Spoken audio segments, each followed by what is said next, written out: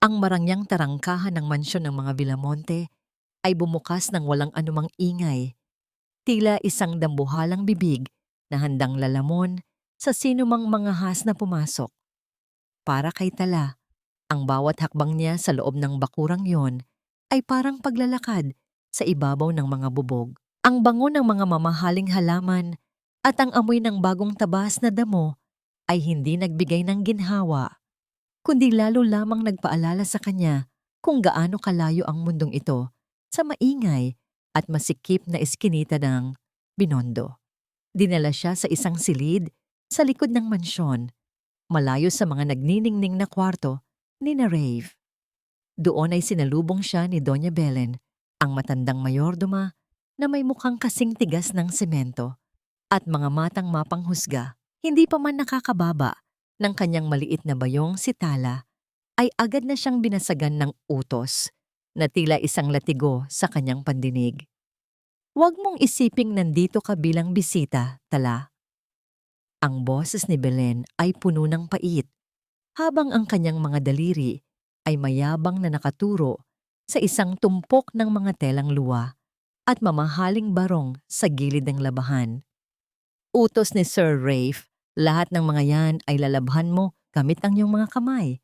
Walang makina, walang katulong. Gusto niyang matutunan mo kung paano pahalagahan ang mga bagay na sinasayang ng kapatid mo gabi-gabi." Tumingin si Tala sa kanyang mga kamay.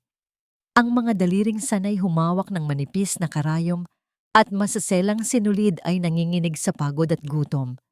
Ngunit wala siyang nagawa, kundi ang lumuhod sa harap ng batya.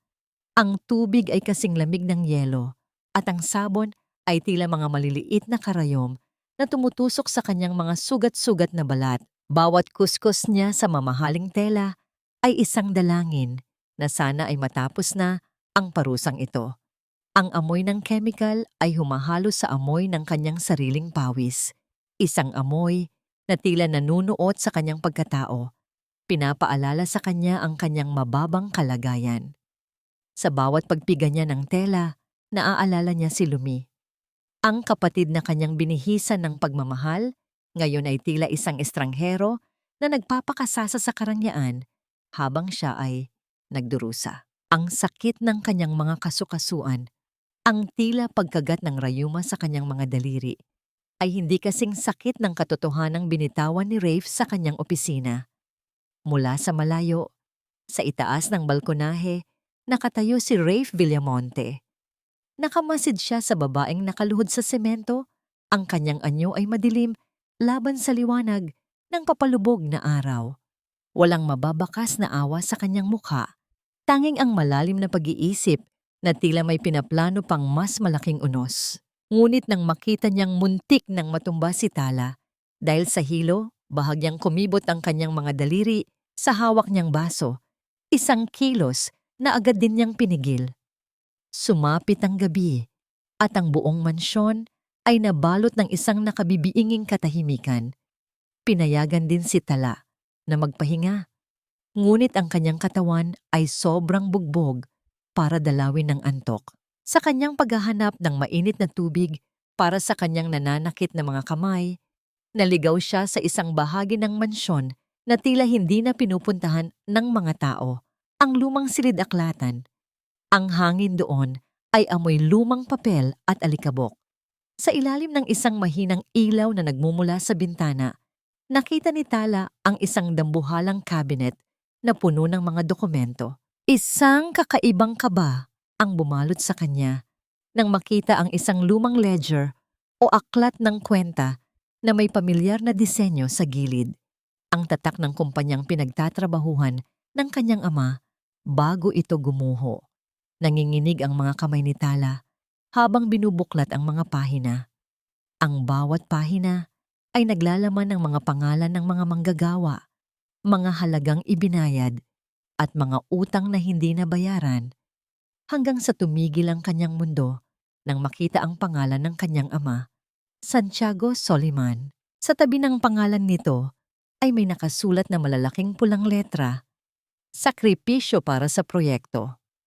At sa ibaba niyon, isang lagdang hindi niya malilimutan, ang matalas at binuong pirma ni Rafe Villamonte. Ang lamig ng sahig ay tila umakyat sa kanyang buong katawan. Ang bawat letra sa pahinang yon ay parang mga anino na sumasakal sa kanyang leeg. Bakit narito ang pangalan ng tatay ko? Ano ang ibig sabihin ng sakripisyong ito? Bumalik sa kanyang isipan ang imahe ng kanyang ama na duguan habang inilalabas sa gumuhong gusali. Ang pirma ni Rafe ay tila isang hatol ng kamatayan na ngayon pa lamang niya nababasa. Isang malakas na tunog ng pinto ang bumukas sa kanyang likuran, dahilan upang mabitawan niya ang libro. Doon, sa gitna ng dilim, nakatayo si Rafe. Ang kanyang anino ay mahaba at tila abot hanggang sa kinaroroonan ni Tala. Ang kanyang mga mata ay hindi na malamig, kundi puno ng isang emosyong hindi maipaliwanag. Takot, galit o marahil ay isang lihim na matagal nang pilit na ibinabaon. Hindi ka dapat nandito, Tala. Ang boses ni Rafe ay mababa, tila isang babala na nagmumula sa ilalim ng lupa. May mga tahi na kapag kinalas mo, ang buong mundo mo ang mawawasak. Nananatiling nakatitig si Tala sa lalaking nasa harap niya, habang ang lumang libro ay nakabukas pa rin sa sahig. Ibinubunyag ang isang katotohanang mas madilim pa sa gabi. Sino ba talaga ang pumatay sa tatay ko? Ang kumpanyang ito o ang lalaking inaakala kong nagligtas sa aming pamilya mula sa gutom? Ang marangyang tarangkahan ng mansyon ng mga Villamonte ay bumukas ng walang anumang ingay, tila isang dambuhalang bibig na handang lalamon sa sinumang mangahas na pumasok. Para kay Tala, ang bawat hakbang niya sa loob ng bakurang iyon ay parang paglalakad sa ibabaw ng mga bubog. Ang bango ng mga mamahaling halaman at ang amoy ng bagong tabas na damo ay hindi nagbigay ng ginhawa, kundi lalo lamang nagpaalala sa kanya kung gaano kalayo ang mundong ito sa maingay at masikip na eskinita ng Binondo. Dinala siya sa isang silid sa likod ng mansyon, malayo sa mga nagniningning na kwarto ni na Rafe. Doon ay sinalubong siya ni Doña Belen, ang matandang mayordoma na may mukhang kasing tigas ng semento at mga matang mapanghusga. Hindi pa man nakakababa ng kanyang maliit na bayong, si Tala ay agad na siyang binasagan ng utos na tila isang latigo sa kanyang pandinig. "Huwag mong isiping nandito ka bilang bisita, Tala." Ang boses ni Belen ay puno ng pait, habang ang kanyang mga daliri ay mayabang na nakaturo sa isang tumpok ng mga telang luwa at mamahaling barong sa gilid ng labahan. "Utos ni Sir Rafe, lahat ng mga yan ay lalabhan mo gamit ang iyong mga kamay. Walang makina, walang katulong. Gusto niyang matutunan mo kung paano pahalagahan ang mga bagay na sinasayang ng kapatid mo gabi-gabi." Tumingin si Tala sa kanyang mga kamay. Ang mga daliring sanay humawak ng manipis na karayom at masaselang sinulid ay nanginginig sa pagod at gutom. Ngunit wala siyang nagawa, kundi ang lumuhod sa harap ng batya. Ang tubig ay kasing lamig ng yelo, at ang sabon ay tila mga maliliit na karayom na tumutusok sa kanyang mga sugat-sugat na balat. Bawat kuskos niya sa mamahaling tela ay isang dalangin na sana ay matapos na ang parusang ito. Ang amoy ng kemikal ay humahalo sa amoy ng kanyang sariling pawis, isang amoy na tila nanunuot sa kanyang pagkatao. Pinapaalala sa kanya ang kanyang mababang kalagayan. Sa bawat pagpiga niya ng tela, naaalala niya si Lumi, ang kapatid na kanyang binihisan ng pagmamahal, ngayon ay tila isang estranghero na nagpapakasasa sa karangyaan habang siya ay nagdurusa. Ang sakit ng kanyang mga kasukasuan, ang tila pagkagat ng rayuma sa kanyang mga daliri, ay hindi kasing sakit ng katotohanang binitawan ni Rafe sa kanyang opisina. Mula sa malayo, sa itaas ng balkonahe, nakatayo si Rafe Villamonte. Nakamasid siya sa babaeng nakaluhod sa semento. Ang kanyang anyo ay madilim laban sa liwanag ng papalubog na araw. Walang mababakas na awa sa kanyang mukha, tanging ang malalim na pag-iisip na tila may pinaplano pang mas malaking unos. Ngunit Nang makita niyang muntik nang matumba si Tala dahil sa hilo, bahagyang kumibot ang kanyang mga daliri sa hawak niyang baso, isang kilos na agad din niyang pinigil. Sumapit ang gabi at ang buong mansyon ay nabalot ng isang nakabibinging katahimikan. Pinayagan din si Tala na magpahinga, ngunit ang kanyang katawan ay sobrang bugbog para dalawin ng antok. Sa kanyang paghahanap ng mainit na tubig para sa kanyang nananakit na mga kamay, naligaw siya sa isang bahagi ng mansyon na tila hindi na pinupuntahan ng mga tao, ang lumang silid-aklatan. Ang hangin doon ay amoy lumang papel at alikabok. Sa ilalim ng isang mahinang ilaw na nagmumula sa bintana, nakita ni Tala ang isang dambuhalang cabinet na puno ng mga dokumento. Isang kakaibang kaba ang bumalot sa kanya nang makita ang isang lumang ledger o aklat ng kwenta na may pamilyar na disenyo sa gilid, ang tatak ng kumpanyang pinagtatrabahuhan ng kanyang ama bago ito gumuho. Nanginginig ang mga kamay ni Tala habang binubuklat ang mga pahina. Ang bawat pahina ay naglalaman ng mga pangalan ng mga manggagawa, mga halagang ibinayad, at mga utang na hindi nabayaran. Hanggang sa tumigil ang kanyang mundo nang makita ang pangalan ng kanyang ama, Santiago Soliman. Sa tabi ng pangalan nito ay may nakasulat na malalaking pulang letra, sakripisyo para sa proyekto.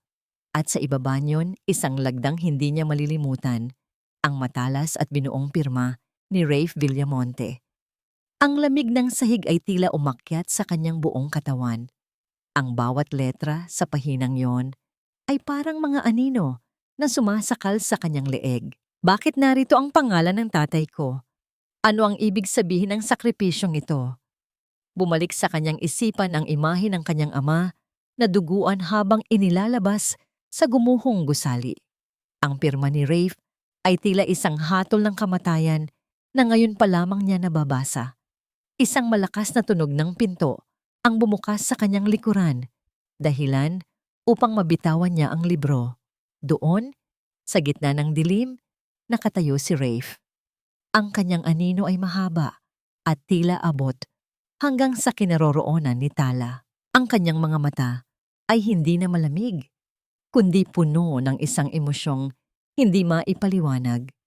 Takot, galit, o marahil ay isang lihim na matagal nang pilit na ibinabaon. Hindi ka dapat nandito, Tala. Ang boses ni Rafe ay mababa, tila isang babala na nagmumula sa ilalim ng lupa. May mga tahi na kapag kinalas mo, ang buong mundo mo ang mawawasak. Nananatiling nakatitig si Tala sa lalaking nasa harap niya, habang ang lumang libro ay nakabukas pa rin sa sahig. Ibinubunyag ang isang katotohanang mas madilim pa sa gabi. Sino ba talaga ang pumatay sa tatay ko? Ang kumpanyang ito o ang lalaking inaakala kong nagligtas sa aming pamilya mula sa gutom? Bitawan mo yan, Tala.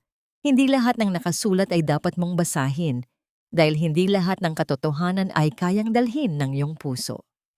Ang boses ni Rafe ay parang isang bulong ng hangin sa gitna ng sementeryo. Malamig, malalim, at puno ng mga sikretong hindi kailanman ninais na mabuksan. Mabilis niyang kinuha ang lumang aklat mula sa panginginig ng mga kamay ni Tala. Ang kanilang mga daliri ay nagtagpo ng panandalian, isang haplos na kasing init ng apoy, ngunit kasing sakit ng saksak ng karayom. Agad na binawi ni Tala ang kanyang kamay, tila napaso sa balat ng lalaking itinuturing niyang kaaway. Bakit narito ang pangalan ng tatay ko? Ano ang ibig sabihin ng sakripisyong yon? Ang tanong ni Tala. Ang kanyang tinig ay basag at puno ng hinagpis. Ang bawat salita ay parang isang pagsusumamo sa gitna ng kadiliman. Imbes na sumagot, iginiya siya ni Rafe patungo sa isang lamesang puno ng mga lumang resibo at dokumento. Ang liwanag ng isang lampara ay nagbigay ng mahabang anino sa kanilang mga mukha. Tila naghahati sa liwanag at dilim ng kanilang mga pagkatao. Akala mo ba ay bayani ang iyong ama, Tala? Ang wika ni Rafe, habang inilalatag ang mga papeles. Tingnan mo ang mga petsang ito. Bago pa man gumuho ang gusaling iyon, ang tatay mo ay baon na sa utang. Sa amin siya kumapit para mabuhay kayo ni Lumi. Ang sinasabi mong sakripisyo, iyon ay ang kanyang huling hiling na huwag kayong hayaang magutom kahit na ang kapalit ay ang kanyang sariling pangalan. Tinitigan ni Tala ang mga numero. Ang mga halagang nakasulat doon ay kasing bigat ng mga batong dumagan sa kanyang ama. Ngunit sa ilalim ng bawat utang, may mga tala ng bayad na hindi nagmula sa kanyang tatay. Ang mga petsa ng pagbabayad ay nagsimula noong mamatay ang kanyang ama hanggang sa kasalukuyan. Ang sulat kamay sa bawat resibo ng interes ay kay Rave. Isang matinding gulo ang namuo sa isipan ni Tala. Ang galit na matagal na niyang inaalagaan ay tila unti-unting tinutunaw ng isang katotohanang hindi niya inaasahan. Si Rafe, ang lalaking pilit niyang kinamumuhian, ang siya palang lihim na bumabalikat sa mga pagkakamali ng kanyang ama. Ang kanyang lalamunan ay nanikip at ang kanyang mga mata ay nagsimulang mangilid ng luha na pilit niyang pinipigilan. Kinaumagahan, ang parusa ni Tala ay nagpatuloy, ngunit sa ibang paraan. Inutusan siya ni Rafe na ayusin ang isang lumang kurtina sa silid-aklatan na gawa sa masaselang luwa na may mga punit na tila matagal nang napabayaan. Dahil sa puyat at sa labis na pag-iisip, ang paningin ni Tala ay unti-unting lumalabo. Ang butas ng kanyang karayom ay tila nagiging dalawa at ang kanyang mga kamay ay hindi na sumusunod sa kanyang nais. Sa gitna ng kanyang paghihirap, naramdaman niya ang isang presensya sa kanyang likuran.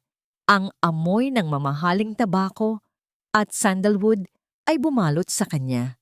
Nang hindi nagsasalita, kinuha ni Rafe ang karayom at ang sinulid mula sa kanyang kamay.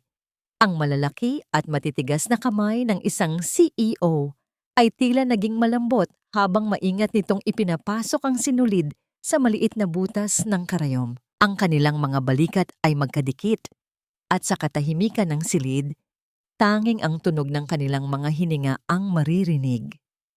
Isang sandali ng kapayapaan ang namayani sa pagitan ng dalawang kaluluwang puno ng sugat. Para kay Tala, ang sandaling iyon ay parang isang panaginip na ayaw niyang magising. Isang pakiramdam na sa kabila ng lahat ng pait, may isang taong nakakaunawa sa kanyang pagod. Magpahinga ka na, Tala, ang mahinang sabi ni Rafe bago ibinalik ang karayom sa kanya. Hindi kailangang tahiin ang lahat ng bagay sa loob ng isang gabi. Ngunit ang kapayapaang yon ay biglang napunit ng isang matinis at nakakapangilabot na hiyaw ang umalingaw-ngaw mula sa itaas na bahagi ng mansyon, ang kanlurang pakpak na mahigpit na ipinagbabawal puntahan. Ang tunog ay puno ng takot at kalungkutan. Isang hiyaw ng isang kaluluwang tila nakakulong sa isang impyerno ng alaala.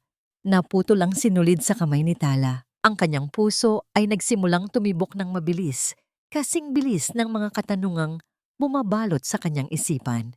Ang mukha ni Rafe ay biglang namutla at ang init ng kanilang ugnayan kanina ay biglang naglaho, napalitan ng isang pader ng yelo. Sino yon?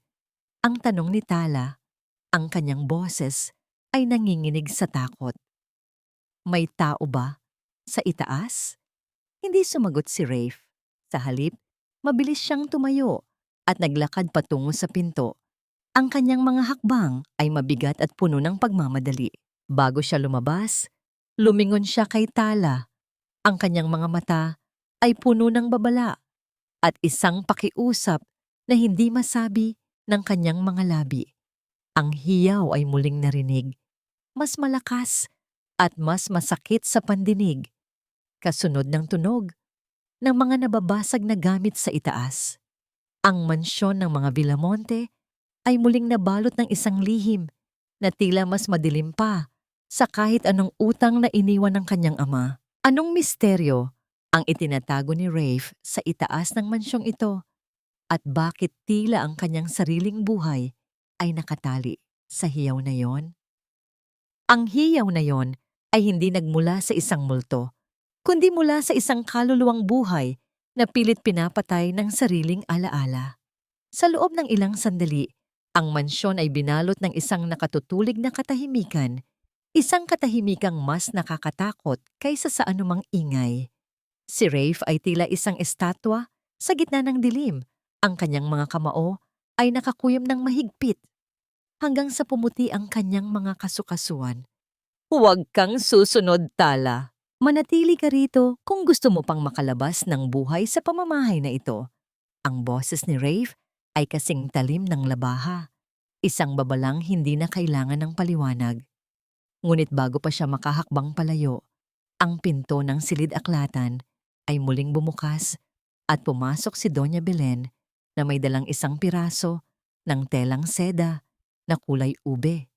Isang tela na puno ng punit at tila dinaluhong ng puot.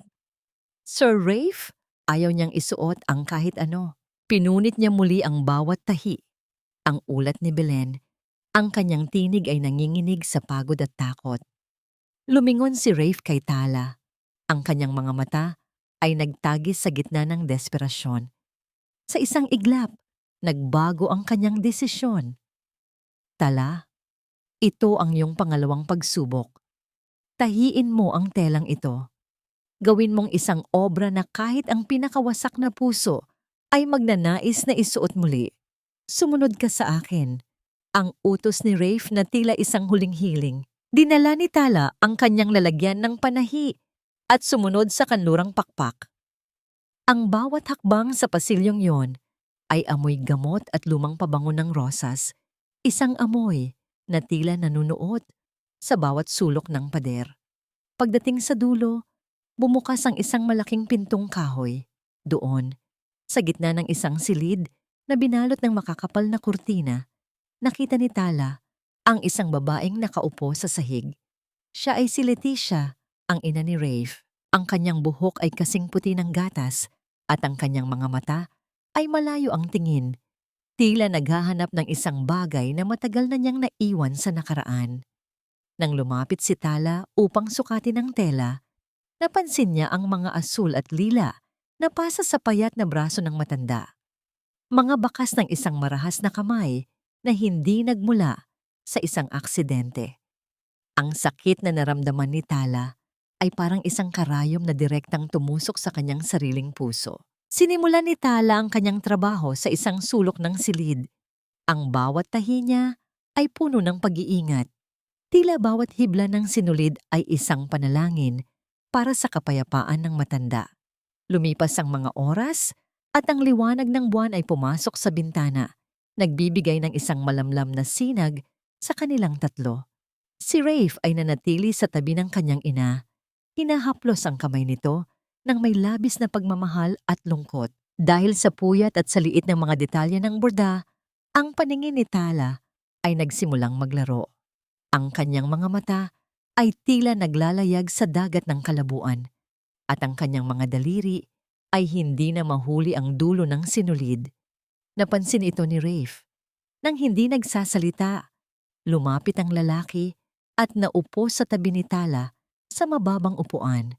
Ang bango ni Rafe ay muling bumalot sa kanya, isang init na tila nagbibigay ng lakas sa kanyang nanghihinang katawan. Kinuha ni Rafe ang kabilang dulo ng tela upang hatakin ito ng maayos, pinapadali ang bawat tusok ng karayom ni Tala. Ang kanilang mga balat ay muling nagkadikit at sa pagkakataong ito, walang humiwalay. Sa bawat paghila ng sinulid, ang kanilang mga hininga ay nagsasabay, tila isang tahi na nagbubuklod sa dalawang taong pinaghiwalay ng tadhana. Salamat, ang mahinang bulong ni Tala. Ang kanyang boses ay tila isang haplos sa katahimikan ng gabi. Tumingin si Rafe sa kanya at sa loob ng ilang segundo, ang pader na itinayo nito ay gumuho. Nakita ni Tala ang isang batang lalaking natatakot, isang lalaking nagtatago sa likod ng kapangyarihan upang protektahan ang tanging kayamanang natitira sa kanya.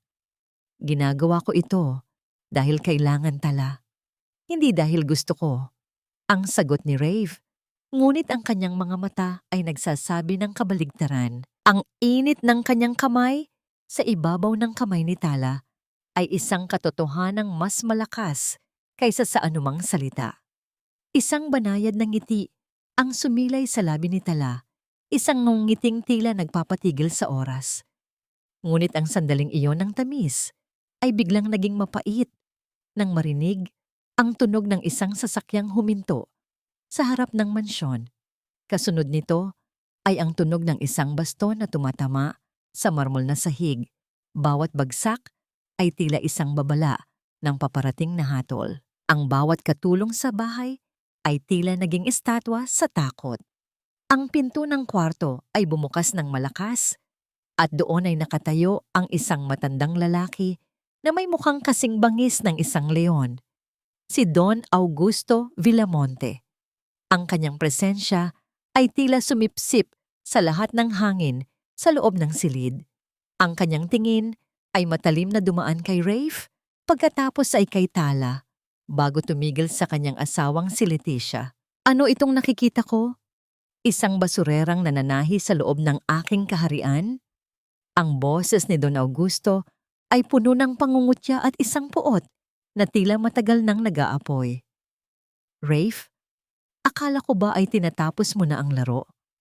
O baka naman nakakalimutan mo na kung kanino nanggagaling ang bawat sentimong ipinapakain mo sa mga hampas lupang ito? Ang lamig ng hangin ay tila naging yelo. Si Rafe ay dahan-dahang tumayo.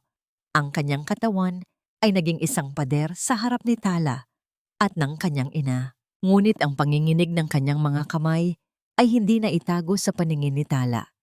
Sino ang tunay na halimaw sa loob ng mansyong ito? At ano ang gagawin ni Tala ngayong ang dyablo mismo ay nakatayo na sa kanyang harapan, handang gupitin ang bawat sinulid ng pag-asa na kanya pa lamang sinisimulang tahiin. Mababa pa sa basahan ang tingin ko sa iyo, Tala. Isang pirasong basahan na pilit isinisiksik ang sarili sa isang palasyong hindi kailanman magiging sa kanya.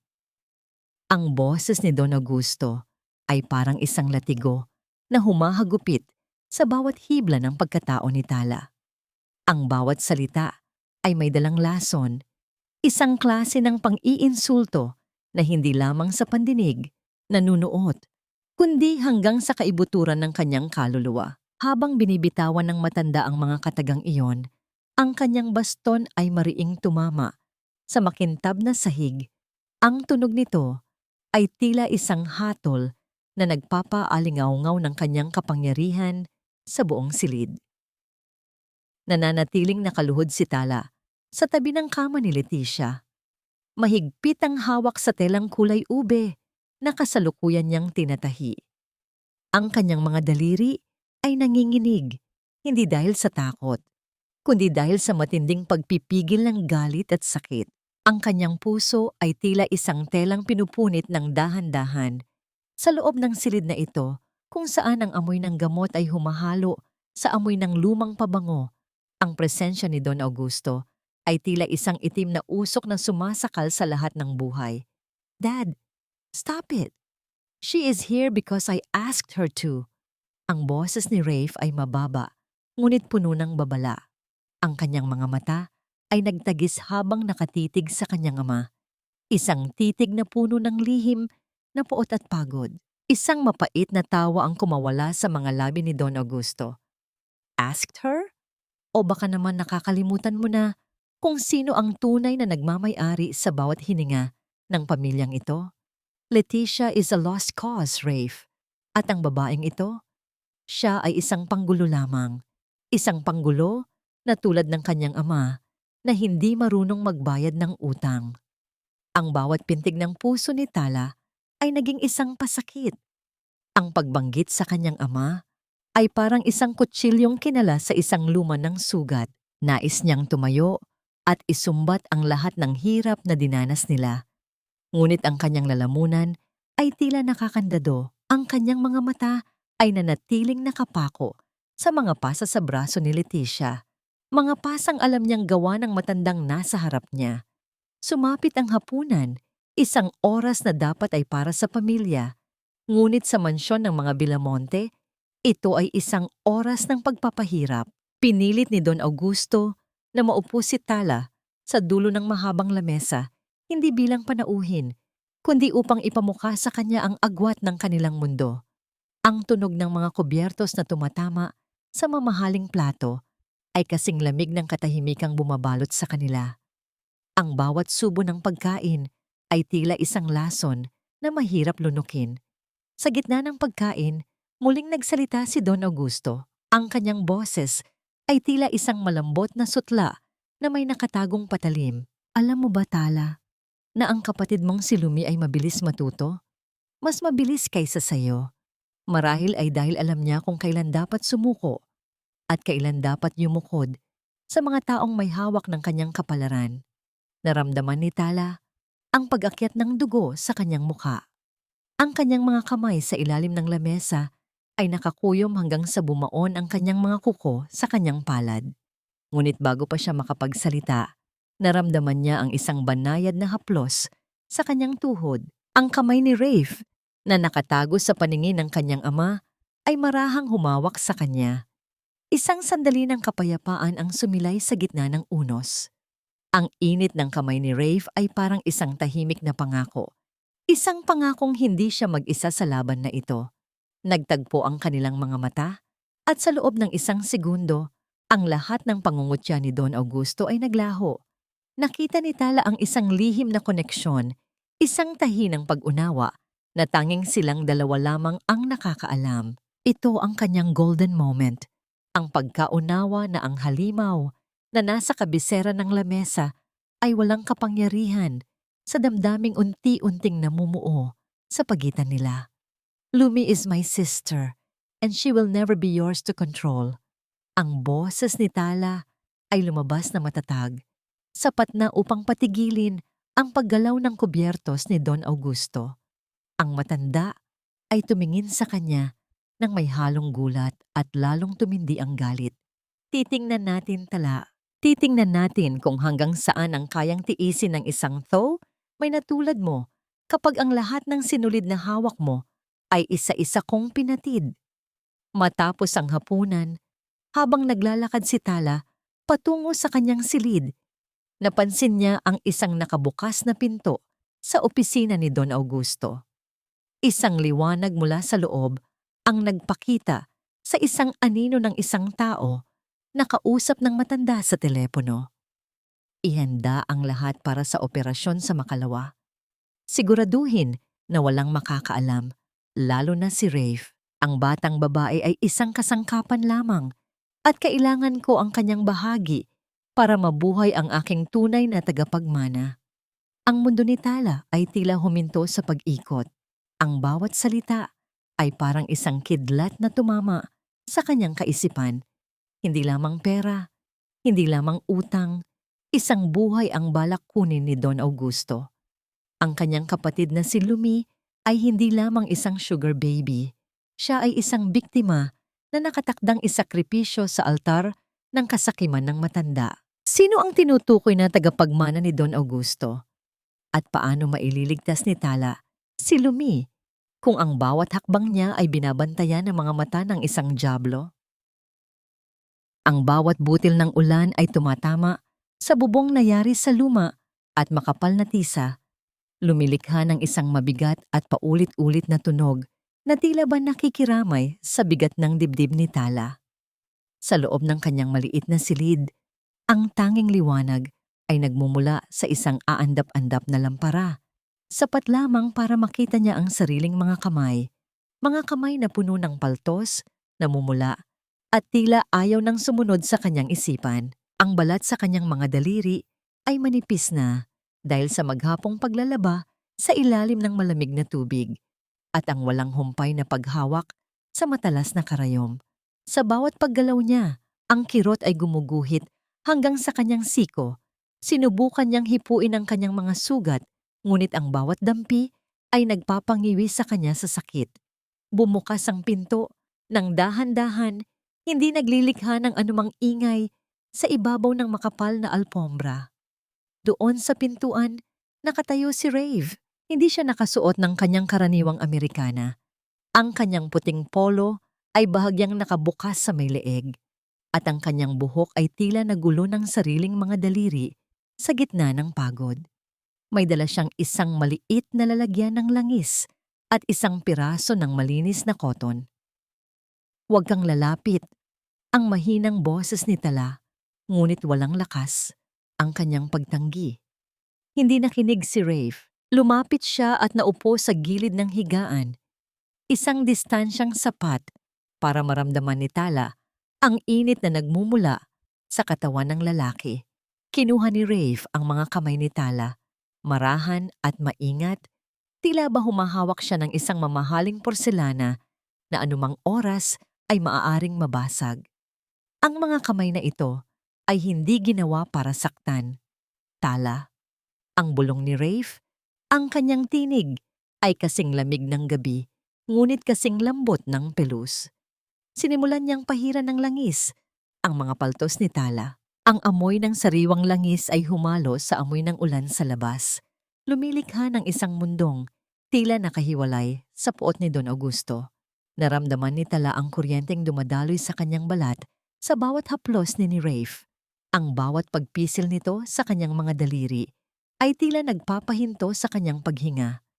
Ang kanyang puso ay tumitibok ng mabilis. Isang ritmo na tila sumasabay sa patak ng ulan sa labas. Sa pagkakataong ito, hindi niya nakikita ang CEO ng Villamonte. Ang nakikita niya ay ang lalaking nagnakaw ng oras para lamang pag-aanin ang kanyang pasakit. "Bakit mo ito ginagawa?" ang tanong ni Tala. Ang kanyang mga mata ay nakapako sa mukha ni Rafe na seryosong nag-aasikaso sa kanyang mga sugat. "Dapat ay galit ka sa akin. Dapat ay itinuturing mo akong kaaway." Tumigil si Rafe at tumingin ng diretso sa mga mata ni Tala. Ang lalim ng kanyang paningin ay tila bumabasa sa bawat tahinang kaluluwa ng dalaga. "Dahil sa bawat oras na nakikita kitang nasasaktan, parang ako ang tumatanggap ng bawat tusok ng karayom mo. Ang tatay ko, wala siyang puso, Tala, pero hindi ako siya, at hindi ko hahayaang maging katulad niya." Nagtagal ang kanilang titigan. Ang distansya sa pagitan ng kanilang mga labi ay unti-unting lumiit. Isang sandaling puno ng kilig at panganib. Naramdaman ni Tala ang pagnanais na sumandal sa balikat ni Rafe. Nakalimutan muna ang lahat ng utang at hapis. Ngunit bago pa man magtagpo ang kanilang mga mundo, isang malakas na kalabog ang nagmula sa pasilyo, kasunod ng isang impit na tili. Mabilis na binitawan ni Rafe ang mga kamay ni Tala at tumayo. Sabay silang lumabas ng silid at doon, sa gitna ng madilim na pasilyo, nakita nila si Lumi na nakahandusay sa sahig. Ang kanyang mukha ay kasing puti ng papel at ang kanyang mga labi ay nanganganinag na kulay asul. Dali-daling binuhat ni Rafe ang dalagita. Habang inaayos ang pagkakahiga ni Lumi, ang laylayan ng kanyang suot na seda ay bahagyang naangat. Doon, nakita ni Tala ang isang bagay na nagpatigil sa daloy ng kanyang dugo. Ang mga madidilim na pasa at mga marka ng turok sa braso ni Lumi na tila sadyang itinago ng mahabang manggas. "Lumi, anong nangyari sa kanya?" Ang sigaw ni Tala, ang kanyang boses ay puno ng kilabot. Tumingin si Rafe kay Tala. Ang kanyang mukha ay biglang binalot ng isang matinding takot at pagsisisi. "Hindi pa ito ang tamang panahon para magpaliwanag, Tala. Kailangan natin siyang dalhin sa loob." Habang isinasara ang pinto ng silid ni Lumi, naiwan si Tala sa labas. Ang kanyang mga kamay na kanina ay pinapahiran ng langis ay muli nang nanginginig. Ang bawat salita ni Don Augusto sa telepono ay muling umalingaw-ngaw sa kanyang isipan. Ang operasyon, ang kasangkapan, ang tunay na tagapagmana. Ano ang tunay na sakit ni Lumi at bakit tila ang bawat pag-aalaga ni Rafe sa kanila ay may kaakibat na isang madilim na katotohanang mas nakamamatay kaysa sa anumang sakit. "Huwag kang umasta na parang tunay na kapatid, Tala. Isang pirasong ekstrang bahagi lang ang turing ko sa batang yan at wala kang magagawa para pigilan ang nakatakda. Ang boses ni Don Augusto ay umalingaw-ngaw sa loob ng silid na amoy antiseptiko, kasing lamig ng mga kagamitang medikal na nakapaligid sa natutulog na si Lumi. Bawat salita niya ay parang isang sampal na nagpamanhid sa pisngi ni Tala. Nakatayo ang matanda sa dulo ng kama. Ang kanyang anino ay tila isang dambuhalang hayop na handang lalamon sa payat na katawan ng dalagita. Sa mga sandaling iyon, hawak ni Tala ang malamig na kamay ni Lumi. Ang kanyang mga daliri na kanina lamang ay hinahaplos ni Rafe nang may labis na pag-iingat ay muli nang naninigas sa takot. Ang mga marka ng turok sa braso ni Lumi ay parang mga itim na tuldok sa isang malinis at maputing tela, mga tahi ng katotohanang pilit niyang itinanggi sa kanyang sarili. Ang kanyang puso ay tila isang telang pinupunit ng walang habas. Bawat hibla ay humihiwalay sa sakit. Naramdaman niya ang panunuyo ng kanyang lalamunan at ang bawat hininga niya ay parang may kasamang bubog. Ang panginginig ng kanyang mga kamay ay hindi na maikubli, habang ang bawat tibok ng kanyang puso ay tila isang mabigat na tambol na nagbababala ng panganib. Ano ang ibig mong sabihin? Ang tanong ni Tala. Ang kanyang boses ay isang mahinang kaluskos ng tuyong dahon. Kapatid ko siya. Hindi siya kasangkapan. Isang mapait at nakakapangilabot na tawa ang kumawala sa mga labi ni Don Augusto. Lumingon siya kay Rafe na nakatayo sa isang madilim na sulok ng silid. Ang mukha nito ay binalot ng isang matinding pait at pagsisisi. Sabihin mo sa kanya, Rafe. Sabihin mo sa Tomay na ito kung sino ba talaga ang batang iyan. Ang utos ni Don Augusto. Ang bawat salita ay may dalang pang-uuyam. Dahan-dahang lumapit si Rafe. Ang kanyang mga hakbang ay tila may dalang libu-libong toneladang bigat. Nang magtagpo ang kanilang mga mata, nakita ni Tala ang isang katotohanang mas masakit pa sa anumang saksak. Ang lalaking sinimulan na niyang pagkatiwalaan ay may itinatagong lihim na wawasak sa lahat ng kanyang pinaniniwalaan. Si Lumi, siya ay anak din ni Don Augusto. Tala, ang boses ni Rafe ay basag, tila bawat salita ay bumabara sa kanyang sariling lalamunan. Siya ay bunga ng isang pagkakamali sa nakaraan. At ang dahilan kung bakit siya narito, dahil kailangan ng tatay ang kanyang marrow at bato para sa paborito niyang anak na si Alfonso na kasalukuyang nag-aagaw buhay sa ibang bansa. Ang mundo ni Tala ay tila gumuho sa isang iglap. Ang bawat piraso ng kanyang alaala ay tila naging abo. Ang lahat ng tulong ni Rafe, ang bawat pagbabayad ng utang, at ang bawat haplos sa kanyang mga kamay, lahat ba yun ay bahagi lamang ng isang dambuhalang dula upang manatili silang dalawa sa loob ng mansyong ito hanggang sa dumating ang oras ng sakripisyo? Ginamit mo kami. Ang bulong ni Tala, ang bawat salita ay may kasamang luha na dahan-dahang pumatak sa ibabaw ng kamay ni Lumi. Ginamit mo ang nararamdaman ko para lang mapanatili kaming nakakulong dito. Hindi ganoon yun, Tala. Sinubukan kitang protektahan. Ang pakiusap ni Rafe, ngunit huli na ang lahat. Lumapit si Don Augusto at itinulak si Tala palayo sa kama. Ang bawat kilos ng matanda ay puno ng kapangyarihan at kawalang awa. Isang senyas lamang ang kanyang ginawa at pumasok ang dalawang lalaking nakasuot ng itim na uniforme.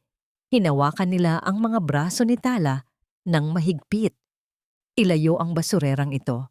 Ikulong siya sa ilalim at siguraduhin na hindi siya makakaalis hanggang sa matapos ang operasyon sa makalawa.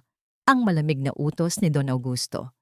Rafe, huwag kang mangahas na kumilos ng laban sa akin kung ayaw mong matulad ang babaeng ito sa kanyang ama. Habang kinakaladkad si Tala palabas ng silid, ang kanyang mga mata ay nanatiling nakatitig kay Rafe. Nakita niya ang lalaking nakatayo lamang doon, tila isang estatwa ng kawalan ng lakas. Ang bawat tahi ng kanilang nagsisimulang ugnayan ay tuluyan ng napatid, Naiiwan ang mga himaymay ng galit at pagkawasak. Bakit sa bawat pagsubok kong tahiin ang aming buhay, lalo lamang itong pinupunit ng mga taong may hawak ng gunting ng kapalaran? Ito na ba ang huling hibla ng aming pag-asa? O ang simula ng isang gabi na wala ng katapusan? Ang dilim sa loob ng bodega sa ilalim ng mansyon ay tila isang malapot na likidong sumasakal sa bawat hininga ni Tala. Ang amoy ng amag at lumang kahoy ay humahalo sa alat ng kanyang sariling mga luha na hindi tumitigil sa pag-agos. Nakaupo siya sa malamig at mamasamasang semento. Ang kanyang mga kamay ay nakayakap sa kanyang sariling mga tuhod, habang ang bawat hibla ng kanyang pag-asa ay tila isa-isang pinuputol ng gunting ng kawalan ng katarungan. Bakit, Rafe? Bakit kailangang maging ganito? Ang bulong ni Tala sa gitna ng katahimikan. Ang bawat pagtibok ng kanyang puso ay parang isang mabigat na padyak ng makina ng pananahi na wala ng sinulid, maingay, masakit, at walang patutunguhan. Isang banayad na tunog ng susi na pumapasok sa kandado ang bumasag sa katahimikan ng gabi. Ang pinto ay dahan-dahang bumukas, nagpapasok ng isang manipis na sinag ng liwanag na tumama sa naniningkit na mga mata ni Tala. Doon, sa pagitan ng liwanag at dilim, nakatayo si Rafe.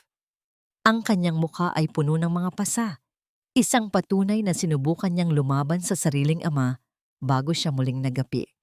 Tala, tumayo ka na. Wala na tayong oras. Ang pakiusap ni Rafe, ang kanyang boses ay paos at puno ng pagmamadali. Lumapit siya at hinawakan ang mga kamay ni Tala, ngunit mabilis itong binawi ng dalaga. Huwag mo akong hawakan. Pagkatapos ng lahat ng nalaman ko, akala mo ba ay maniniwala pa ako sa'yo? Ang sigaw ni Tala, bagaman ang kanyang boses ay nanghihina sa pagod. Kinamumuhian mo man ako, kailangang mong iligtas si Lumi.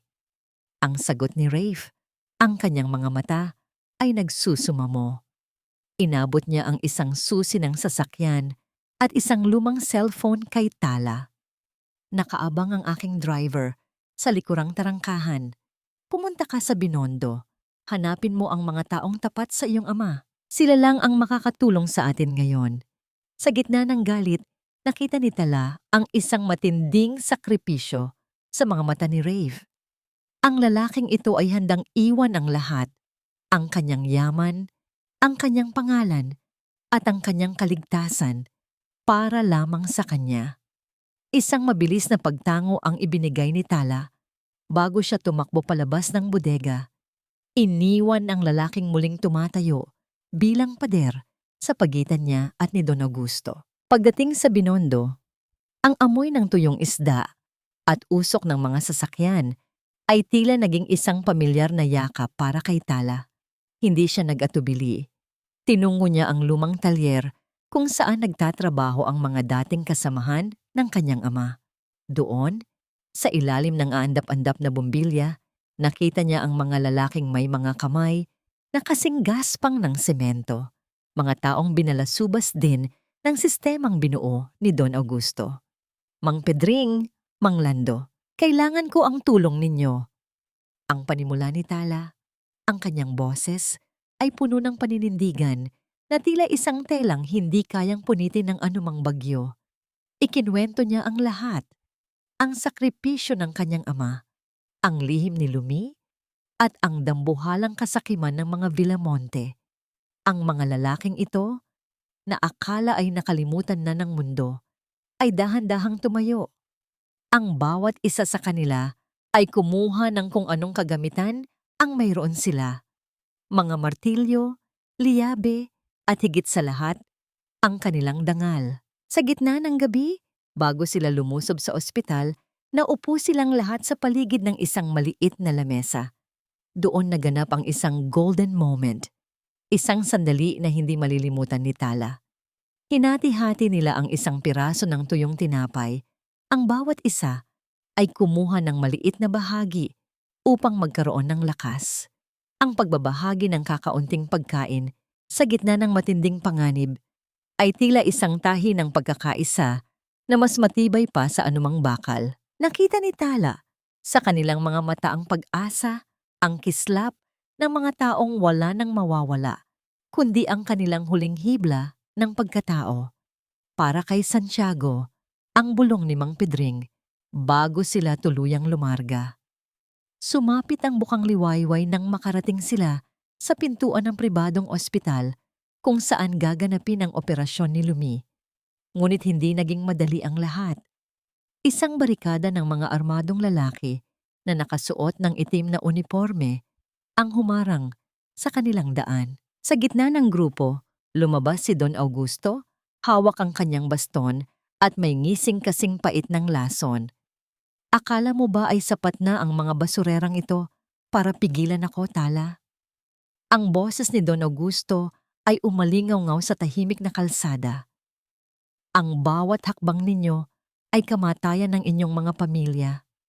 Nanatiling matatag si Tala sa harap ng mga hongsong na nakatutok sa kanila.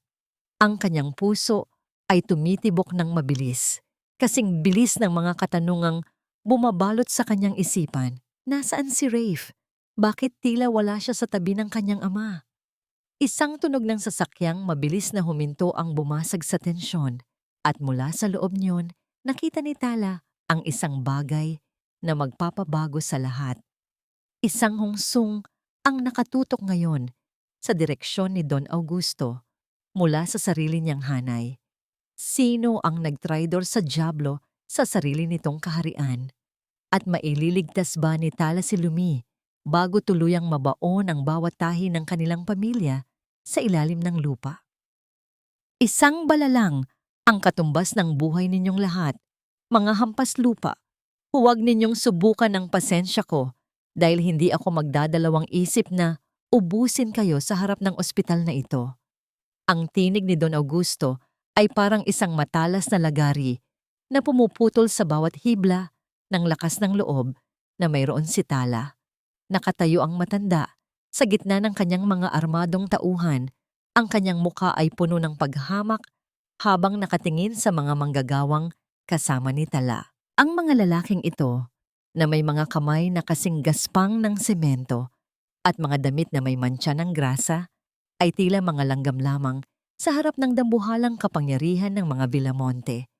Sa mahigpit na pagkakahawak ni Tala sa krus sa kanyang leeg, naramdaman niya ang panginginig ng kanyang buong katawan.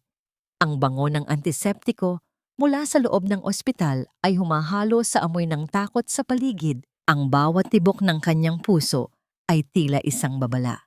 Isang babala na sa bawat segundong lumilipas, ang buhay ni Lumi ay unti-unting kinukuha ng mga makinang nasa loob.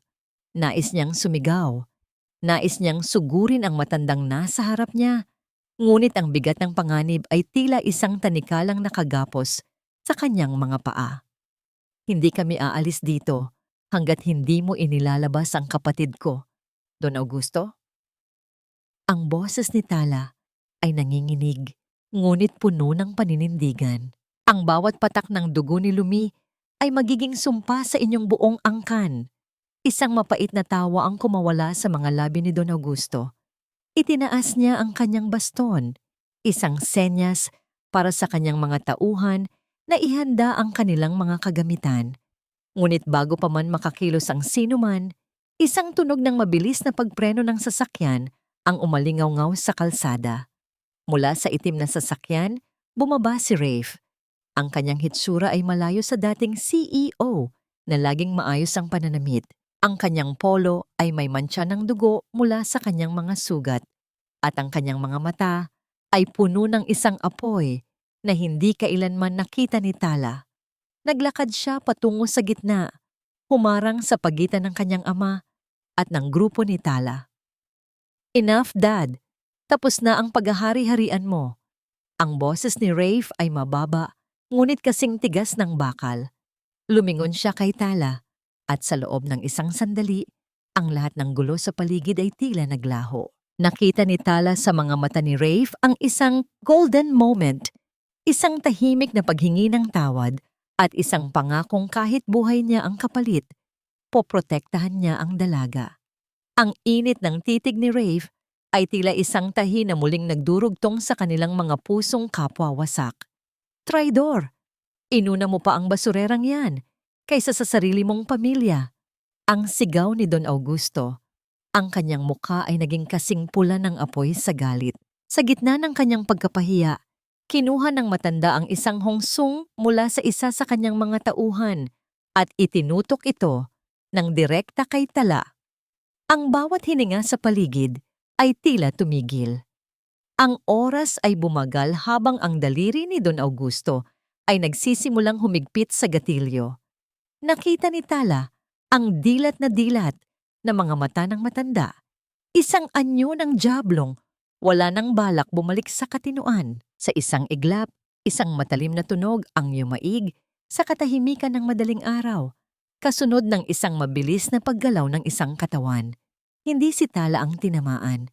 Si Rafe ay mabilis na humarang. Sinalo ang impact na para sana sa dalaga. Ang bawat tunog sa paligid ay tila naglaho habang dahan-dahang bumabagsak si Rafe sa semento. Ang maputing polo nito ay mabilis na nabalutan ng kulay pulang likidong kasing tingkad ng rosas. Mabilis na lumuhod si Tala at sinalo ang lalaki sa kanyang mga bisig. Ang init ng dugo ni Rafe sa kanyang mga kamay ay parang isang apoy na sumusunog sa kanyang kaluluwa. Rafe, wag mo akong iwan. Ang hagulgol ni Tala. Ang kanyang mga luha ay bumabagsak sa mukha ng lalaki. Ang bawat haplos niya sa pisngi ni Rafe ay puno ng pagsisisi at isang pag-ibig na huli na ng kanyang matanto. Tala, iligtas mo si Lumi. Ang huling bulong ni Rafe bago dahan-dahang pumikit ang kanyang mga mata. Ang kanyang katawan ay bumigat sa mga braso ni Tala, tila isang telang nawalan ng laman. Sa gitna ng kaguluhan, ang mga sirena ng pulis ay nagsimulang marinig mula sa malayo. Ngunit para kay Tala, ang mundo ay tumigil na sa pag-ikot. Ang lalaking sinimulan niyang mahalin ay nakahandusay ngayon sa kanyang kandungan, habang si Lumi ay nasa loob pa rin ng silid ng operasyon, malayo sa kanyang maabot. Mabubuhay pa ba si Rafe pagkatapos ng sakripisyong ito? At maililigtas ba ni Tala ang kanyang kapatid bago tuluyang maputid ang huling hibla ng kanilang pamilya? Iposas ang matandang yan. Walang sino man ang mas mataas sa batas, kahit gaano pa karami ang gintong nasa iyong mga bulsa. Ang sigaw ng hepe ng pulisya ay umalingaw-ngaw sa harap ng ospital, kasing talim ng mga sirena na tila mga humihingal na saksi sa nagaganap na trahedya. Si Don Augusto ay nananatiling nakatayo. Ang kanyang mukha ay isang larawan ng hindi makapaniwalang pagkatalo. Ang hongsung na hawak niya ay dahan-dahang kinuha ng mga awtoridad, habang ang kanyang mga kamay na sanay sa pagmamando ay sa pilitang pinagsama ng malamig na bakal ng posas. Nananatili si Tala sa semento. Ang kanyang mga binti ay tila naging malambot na tela na hindi na kayang tumayo. Sa kanyang kandungan, ang ulo ni Rafe ay mabigat. Ang bawat hininga nito ay isang mahinang kaluskos na tila ba huling hibla ng buhay na pilit kumakapit sa mundo. Ang maputing polo ni Rafe ay punong-puno na ng pula, isang kulay na kasing tingkad ng lahat ng sakit na pinagdaanan nila. Rafe, huwag kang pipikit, parang awa mo na. Ang bulong ni Tala. Ang kanyang mga luha ay pumatak sa pisngi ng lalaki. Hinahaluan ng dugo ng alat ng kanyang pagsisisi. Tahiin mo pa ang buhay natin. Huwag mo akong iwan sa gitna ng punit-punit na mundong ito. Mabilis na lumapit ang mga paramedic. Ang tunog ng mga gulong ng stretcher sa semento ay tila isang mabilis na tibok ng puso. Binuhat nila si Rafe palayo kay Tala. Ang lamig ng pagkawala ng init ng katawan ni Rafe ay tila isang kawalan na sumipsip sa lahat ng lakas ni Tala. Ngunit hindi siya pwedeng tumigil dito. Tumayo si Tala. Ang kanyang mga kamay na basa ng dugo ay itinaas niya sa harap ng mga pulis. Ang kapatid ko, si Lumi, nasa loob siya. Ititigil nila ang kanyang buhay para sa isang operasyong hindi niya alam. Kasama ang mga awtoridad, dinaluhong ni Tala ang loob ng ospital. Ang amoy ng antiseptiko at ang nakakasilaw na puting liwanag ng pasilyo ay tila isang maze ng kamatayan. Pagdating sa harap ng operating room, ang pulang ilaw sa itaas ng pinto ay kasing pula ng babalang nakasulat sa bawat sulok ng puso ni Tala. "Tumigil kayo!" ang sigaw ni Tala habang binubuksan ng pinto ng walang pakundangan. Sa loob, ang mga doktor ay tila mga estatwa sa gulat. Si Lumi ay nakahiga sa lamesa, payapa at walang malay sa ilalim ng anesthesia. Ang mga makinang nakakabit sa kanya ay lumilikha ng isang mabagal at payapang ritmo. Isang ritmo na muntik ng mapatid dahil sa kasakiman ng isang tao. Dito naganap ang isang golden moment, isang sandali na nagpatigil sa oras. Lumapit si Tala sa kanyang kapatid at hinawakan ng malamig na noo nito. Sa kabila ng lahat ng dugo sa kanyang mga kamay, maingat niyang hinawi ang buhok ni Lumi. Doon niya napagtanto na sa gitna ng lahat ng maruming laro ng mga Villamonte, ang pag-ibig niya para sa kapatid ang tanging sinulid na nanatiling malinis at matibay. Hinalikan niya ang noo ni Lumi, isang halik na puno ng pangako ng proteksyon. Inilabas si Don Augusto mula sa ospital. Ang bawat hakbang niya ay may kasamang pangungutya mula sa mga manggagawang kasama ni Tala. Ang kanyang kaharian ay gumuho na. Ang bawat isa ng kanyang palasyo ay naging alikabok sa harap ng katotohanan. Lumipas ang mga oras ng matinding paghihintay sa labas ng emergency room. Si Tala ay naupo sa isang bakanteng upuan. Ang kanyang mga mata ay nakapako sa pinto kung saan ipinasok si Rafe. Sa kanyang bulsa, naramdaman niya ang isang matigas na bagay. Nang ilabas niya ito, nakita niya ang isang maliit na panyo na siya mismo ang nagburda noong mga unang araw niya sa mansyon. May burda itong maliit na bulaklak ng anthurium sa gilid. Napagtanto ni Tala na daladala ito ni Rafe sa kanyang bulsa noong barilin siya. Ang telang iyon ay may bakas din ng dugo ni Rafe, tila isang tahi na nagbubuklod sa kanilang dalawa sa kabila ng kamatayan. Bumukas ang pinto ng emergency room. Lumabas ang isang doktor na may mukhang puno ng pagod. Ang kanyang mga mata ay seryoso habang nakatingin sa chart na hawak niya. Tumayo si Tala. Ang bawat hibla ng kanyang pagkatao ay nanginginig sa takot sa susunod na sasabihin ng doktor. "Kayo ba ang pamilya ni Mr. Villamonte?" Ang tanong ng doktor. Ang boses nito ay mababa at walang pahiwatig ng anumang emosyon. "Ako? Ako ang lahat para sa kanya," ang sagot ni Tala. Ang boses niya ay kasing hina ng isang bulong. Sa gitna ng unos, tumitig ang doktor sa kanya at sa loob ng mahabang katahimikan, ang mundo ni Tala ay tila nakabitin sa isang manipis na sinulid. Nalampasan ba ni Rafe ang panganib? O ang panyong hawak ni Tala ang huling alaala na may iwan sa kanya ng lalaking nag-alay ng buhay para sa kanyang kaligtasan? "Hindi na ako ang lalaking nakilala mo sa opisina, Tala. Wala na akong maibibigay sa iyo kundi ang pusong ito na muntik nang huminto para sa iyo."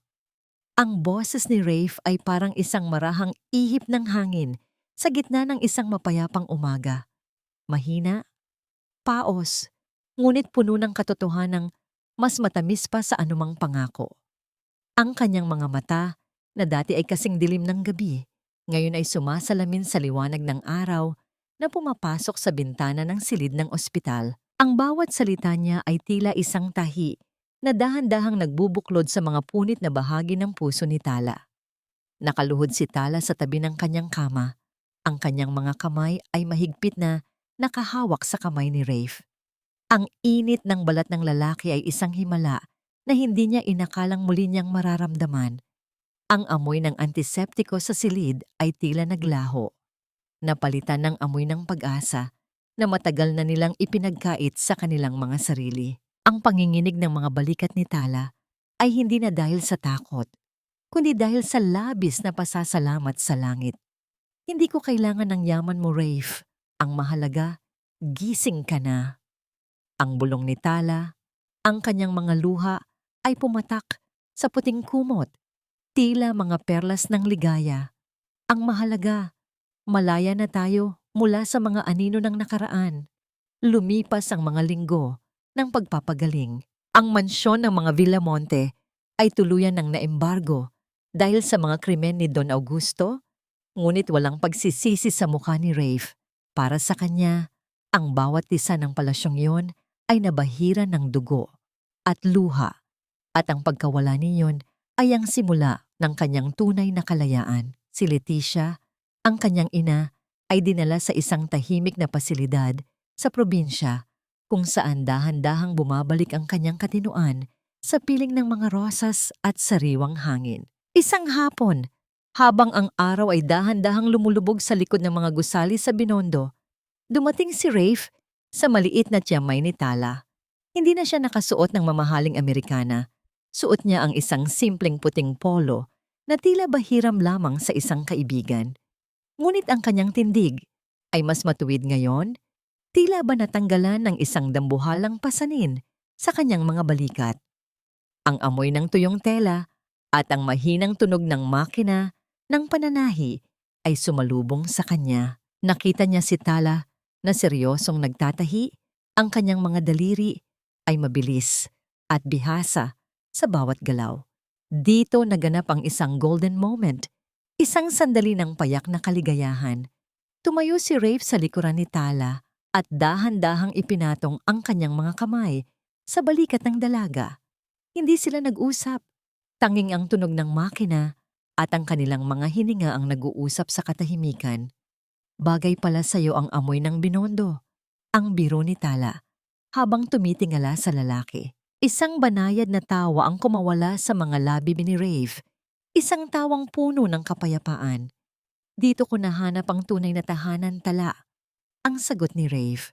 Naupo siya sa isang maliit na bangko sa tabi ni Tala at kinuha ang isang piraso ng tela. Sinubukan niyang tahiin ang isang tuwid na guhit, ngunit ang kanyang mga daliri ay tila hindi marunong sumunod. Nagkatawanan silang dalawa habang tinuturuan ni Tala ang dating CEO kung paano humawak ng karayom nang hindi natusok ang sariling daliri. Sa gitna ng kanilang saya, pumasok si Lumi na may dalang mga aklat para sa kanyang pag-aaral sa kolehiyo. Ang kanyang mukha ay maaliwalas na, wala na ang mga bakas ng sakit at takot. Ang bawat tahi ng kanilang pamilya ay tila naging matibay na muli, mas matatag kaysa sa dati dahil ito ay tinahi sa pamamagitan ng sakripisyo at pagpapatawad. Ngunit sa kabila ng kapayapaang ito, isang katanungan ang nananatiling nakabitin sa hangin. Habang naglalakad sila sa gilid ng ilog, pasig sa ilalim ng nagniningning na mga bituin, huminto si Rafe at kinuha ang isang maliit na kahon mula sa kanyang bulsa. Ito ay hindi gawa sa ginto, kundi isang simpleng singsing na pilak na may nakaukit na disenyo ng anthurium. Tala, alam kong marami na tayong pinagdaanan na punit sa ating buhay, pero handa ka bang tahiin ang bukas mo kasama ang isang lalaking wala nang maibibigay kundi ang kanyang katapatan? Ang tanong ni Rafe, ang kanyang boses ay nanginginig sa kaba. Tumingin si Tala sa singsing. Pagkatapos ay sa mga matang nagligtas sa kanya sa gitna ng dilim. Ang bawat pintig ng kanyang puso ay nagsasabing, oo. Ngunit ang alaala ng kanyang ama ay biglang sumagi sa kanyang isipan. Handa na nga ba si Tala na tuluyang ibaon ang hantiman ng nakaraan at magsimula ng isang bagong kabanata sa piling ng isang Villamonte? O mayroon pa bang mga sikretong nakatago sa ilalim ng mga tahi ng kanilang kasaysayan na muling yayanig sa kanilang natagpuang kapayapaan? Ang huling tahi ay hindi kailanman naging madali, ngunit sa pagkakataong ito, ang bawat hila ng sinulidid ay hindi na nagdadala ng hapdi kundi ng isang pangakong kasing tibay ng luwa. Sa loob ng maliit na tiyamay sa Binondo, ang sikat ng araw ay dahan-dahang gumagapang sa sahig na kahoy, nagbibigay ng gintong liwanag sa mga tumpok ng tela at sa luma, ngunit makintab na makinang panahi. Ang amoy ng sariwang sampagita mula sa altar ay humahalo sa pamilyar na amoy ng bagong tabas na cotton. Lumilikha ng isang atmosfera ng kapayapaang matagal nilang ipinagkait sa kanilang mga sarili. Nakatayo si Tala sa harap ng salamin. Suot ang isang simpleng bestidong gawa sa puting lino. Hindi ito ang mamahaling seda na inaalok noon ni Don Augusto, kundi isang obrang siya mismo ang nagdisenyo at nagtahi. Bawat burda ng maliliit na bulaklak ng anthurium sa laylayan ay simbolo ng kanyang muling pagkabuhay. Ang kanyang mga kamay, na dati ay puno ng paltos at panginginig, ay kalmado na ngayon. Ang mga peklat sa kanyang mga daliri ay hindi na mga bakas ng pagdurusa, kundi mga medalya ng isang liyag na nagtagumpay sa gitna ng unos. Pumasok si Rafe sa silid, suot ang isang barong na gawa sa pinukpok na tela. Wala na ang kanyang dambuhalang opisina at ang kanyang makapangyarihang pangalan, ngunit ang kislap sa kanyang mga mata ay mas maliwanag pa sa anumang diamante. Lumapit siya kay Tala at dahan-dahang hinawakan ang kanyang mga balikat. Ang kanyang refleksyon sa salamin ay puno ng pagsamba at kagalakan. You look beautiful, Tala. Parang isang panaginip na sa wakas ay naging totoo. Ang bulong ni Rafe, ang kanyang boses ay may dalang init na tila yumayakap sa buong pagkatao ng dalaga. Ready ka na ba? Ang dami nang naghihintay sa labas. Isang matamis na ngiti ang sumilay sa mga labi ni Tala. Ready na ako, Rafe. Kanina ko pa gustong tapusin ang huling buhol ng ating nakaraan para makapagsimula na tayo sa ating bukas. Sa labas ng tiyamay, nagtipon ang kanilang maliit na komunidad. Naroon si Lumi, na ngayon ay isang masiglang estudyante ng batas, determinadong protektahan ang mga tulad nila na minsan nang naapi. Naroon din si Leticia, ang ina ni Rave, na bagaman tahimik ay may bakas na nangingiti sa kanyang mga labi habang hawak ang isang bungkos ng mga rosas. Ang mga dating manggagawa ni Santiago ay naroon din. Ang kanilang mga mukhang puno ng kulubot ay nagniningning sa tuwa. Tila ba sila rin ay nabigyan ng bagong buhay sa kasalang ito. Bago sila lumakad patungo sa maliit na simbahan, huminto si Tala sa harap ng larawan ng kanyang ama. Sa kanyang isipan, tinanong niya ang sarili, "Napatawad ko na ba sila, tatay?" At ang sagot ay dumating sa anyo ng isang malalim na buntong hininga ng ginhawa. Napatawad na niya si Rafe dahil napatunayan nito na ang pag-ibig ay hindi nasusukat sa yaman, kundi sa kakayahang mamatay para sa kapakanan ng iba. At para kay Don Augusto, na ngayon ay nabubulok sa loob ng malamig na rehas ng bilangguan, wala nang natitirang puot sa puso ni Tala. Tanging habag na lamang para sa isang taong ang tanging kayamanan ay ginto. Ngunit namuhay sa gitna ng spiritual na kahirapan. Natagpuan na nila ang tunay na binyen, isang katahimikang hindi nabibili ng pera, kundi nabubuo sa bawat araw ng pagpili sa isa't isa sa kabila ng mga pagkakamali. Ang aral na iniwan ng kanilang kwento ay kasing linaw ng sikat ng araw. Ang buhay ay parang isang pirasong tela.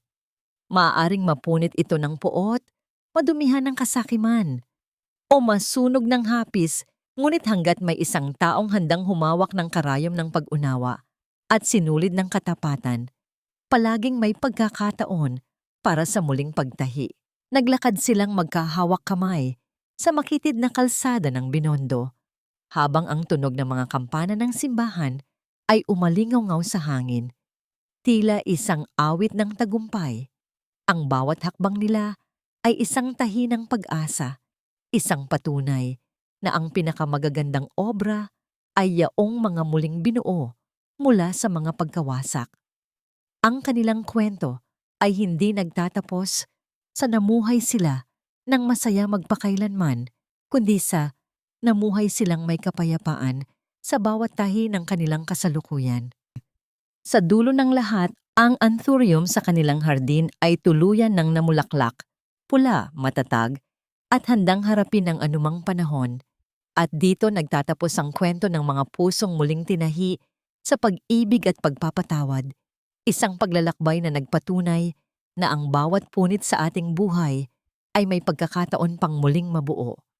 Maraming salamat sa inyong pananatili at pakikinig hanggang sa huling sandaling ito ng ating kwento. Habang isinusulat ko ang bawat kabanata ng buhay ni Natala at Rafe, lalo na noong mga sandaling tila wala ng liwanag na natatanaw si Tala sa gitna ng kanyang paghihirap, hindi ko mapigilang makaramdam din ng bigat sa aking sariling dibdib. Ang bawat patak ng luha ni Tala ay tila mga karayom na tumutusok din sa aking puso. Pinapaalala sa akin na ang buhay ay hindi laging madali, ngunit laging may puwang para sa pag-asa. Ang kwentong ito ay hindi lamang basta bunga ng aking imahinasyon. Ito ay hango sa mga totoong sugat at karanasan ng mga taong aking nakilala, mga taong piniling tumayo at lumaban sa kabila ng matinding kawalan ng katarungan. Nais kong ipabatid sa inyo na ang pagpapatawad ay hindi kailanman naging tanda ng kahinaan, kundi ito ang pinakamataas na uri ng katapangan na maaring taglayin ng isang tao. Parang isang maliit na kandila sa gitna ng malakas na unos. Ang ating pag-asa ay maaring aandap-andap. Ngunit hanggat meron tayong lakas na alagaan ang apoy na ito, hinding-hindi tayo maliligaw sa dilim. Sana ay naging inspirasyon ng kwentong ito upang mas lalo nating pahalagahan ang ating mga mahal sa buhay at ang kapayapaan ng ating mga kalooban. Ngunit bago tayo tuluyang magpaalam, nais ko kayong tanungin, sa inyong palagay, sapat na ba ang ginawang sakripisyo ni Rafe upang mabura ang lahat ng pait na idinulot ng kanyang pamilya kay Tala? Kung kayo ang nasa kalagayan ni Tala, kaya nyo rin bang buksan ang inyong puso sa taong nagmula sa angkang sumira sa inyong kinabukasan? Napakasaya ko kung maririnig ko ang inyong mga saloobin. Huwag ninyong kalimutang mag-iwan ng inyong mga komento, i-like ang ating video, at ibahagi ito sa inyong mga kaibigan at mahal sa buhay upang mas marami pa tayong pusong maabot at matulungang humilom. Maraming salamat muli sa inyong walang sawang pagsuporta. Hanggang sa muli nating pagtatagpo sa susunod na kwento ng pag-ibig at pag-asa. Paalam.